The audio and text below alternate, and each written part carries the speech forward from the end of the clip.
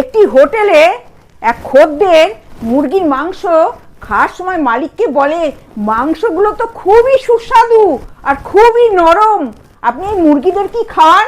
তখন ওই মালিক সগর্বে বলে, আমি তো মুরগিদের কাজু কিশমিশ প্রোটিনেক্স এইসব খাওয়াই।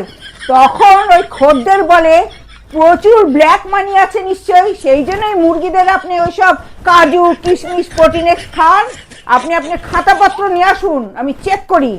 তারপরে খাতাপত্র দেখে 2000 টাকা ফাইন করে দেয়।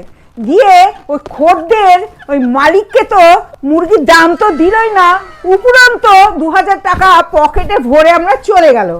তার কিছুদিন পরে আর একজন এসেছে, এসে বলছে যে আপনার এই মুরগিগুলো তো খুবই টেস্টফুল, এত সুন্দর মুরগি, আপনি নিশ্চয়ই পোষা মুরগি, আপনি মুরগিদের কি খাওয়ান?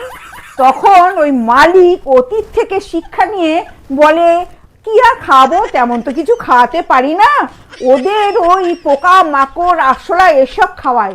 তখন সে খদ্দের বলছে, কি আমি কে জানেন?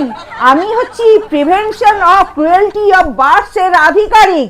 আমি যদি আমার ঊর্ধ্বতন কর্তৃপক্ষকে এই কথাটা জানাই, তাহলে আপনার ভিটেতে মুরগির পরিবর্তে ঘুঘু চড়াবে।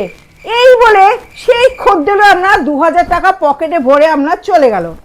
তার কিছুদিন পরে আর একজন এসেছে, এসে বলছি, আপনি মুরগি তো খুবই সুস্বাদু, খুবই নরম, এদের কি খাওয়ান? তখন ওই লোক আর কোনো ঝুঁকি নেয়নি, সে তখন বলে মালিক যে আমি মুরগিদের প্রতিদিন 5 টাকা করে ধরিয়ে দিই, ওরা যে যার মতন যা পায় কিনে খায়, আমি কিছু বলতে পারবো না ওরা কি খায়।